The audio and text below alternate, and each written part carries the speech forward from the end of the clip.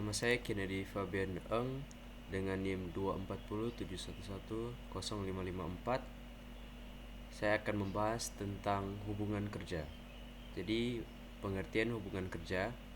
Hubungan kerja adalah hubungan antara pekerja, buruh dan pengusaha yang timbul setelah adanya perjanjian kerja, di mana pekerja dengan menerima upah dan berada di bawah perintah pengusaha. Dasar hukumnya adalah Undang-Undang Nomor 13 Tahun 2003 tentang Ketenagakerjaan dan Undang-Undang Cipta Kerja. Hubungan kerja bersifat subordinatif, artinya bekerja di bawah arahan dan kontrol pengusaha. Dan pun unsur-unsur dari hubungan kerja ada ada pekerjaan yang wajib dilakukan oleh pekerja, 2 perintah, subordinasi, pekerja bekerja atas perintah, arahan, atau pengawasan pengusaha. Adanya kompensasi atau pembayaran yang diterima pekerja atas pekerjaan yang telah dilakukan. Dan pun jika salah satu unsur yang tidak dipenuhi, hubungan kerja dianggap tidak sah. Dasar terjadinya hubungan kerja atau juga perjanjian atau kontrak untuk sebuah pekerjaan. Perjanjian kerja adalah perjanjian antara pekerja dan pengusaha yang memuat syarat kerja, hak, dan kewajiban para pihak. Syarat sah kerja mengacu pada pasal 52 Undang-Undang Ketenagakerjaan. Pertama, adanya kesepakatan. Kedua, kecakapan hukum. Ketiga, adanya pekerjaan yang diperjanjikan. Dan keempat, pekerjaan tidak boleh bertentangan dengan hukum. Isi perjanjian kerja. Pertama, identitas para pihak, jabatan dari uraian pekerja, besaran dan cara pembayaran upah, hak dan kewajiban pekerja dan pengusaha, jangka waktu perjanjian, tata tertib perusahaan, ketentuan pemutusan hubungan kerja atau PHK.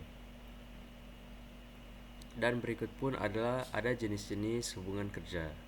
Pertama, PKWT atau perjanjian kerja waktu tertentu ataupun bisa disebut sebagai sebuah kontrak.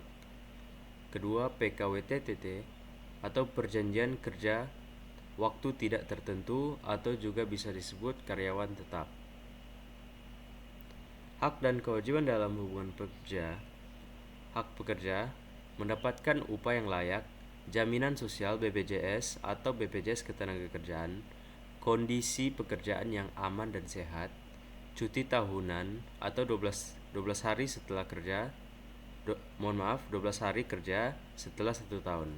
Perlindungan atas PHK sepihak, pengembangan kompetensi, dan pun ada kewajiban dari pekerja melaksanakan pekerjaan sesuai perjanjian, mematuhi ketentuan perusahaan, menjaga etika dan kerahasiaan perusahaan, memelihara peralatan kerja. Ada hak pengusaha mendapatkan hasil kerja, menegakkan disiplin kerja, memberikan sanksi sesuai peraturan perusahaan, mengatur strategi dan proses kerja. Dan kewajiban dari pengusaha membayar upah tepat waktu, menyediakan perlindungan keselamatan kerja, mendaftarkan pekerja ke BPJS, menciptakan kerja yang baik, dan menjalankan perjanjian kerja yang adil. Peraturan Perusahaan dan Perjanjian Kerjasama atau PKB.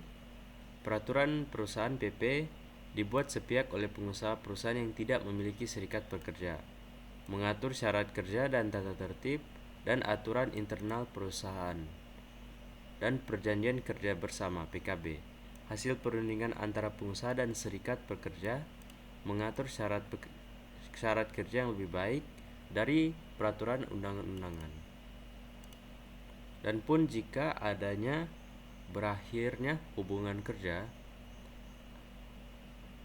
dan hubungan kerja itu dapat berakhir karena satu dan lain hal, dan satu dan hal tersebut meliputi perjanjian kerja yang pemutusan hubungan kerja atau PHK, pekerja mengundurkan diri, masa pensiun, dan juga meninggal dari dunia. Dan salah satu masalah yang sering terjadi di antara hubungan kerja itu ada perselisihan hubungan antara pekerja dan pengusaha. Dan pun jika terjadinya perselisihan, salah satu dan empat cara untuk menyelesaikan perselisihan tersebut meliputi: satu, bipartit, perundingan pekerja dan pengusaha, mediasi atau konsiliasi oleh dinas kerja, arbitrase dibawanya ke pengadilan, dan pengadilan hubungan industrial atau PHI. Itu saja dari saya, Kennedy Eng, dan semoga materi kali ini bisa berguna bagi para pendengar. Like dan subscribe, jangan lupa komen dan share. Terima kasih.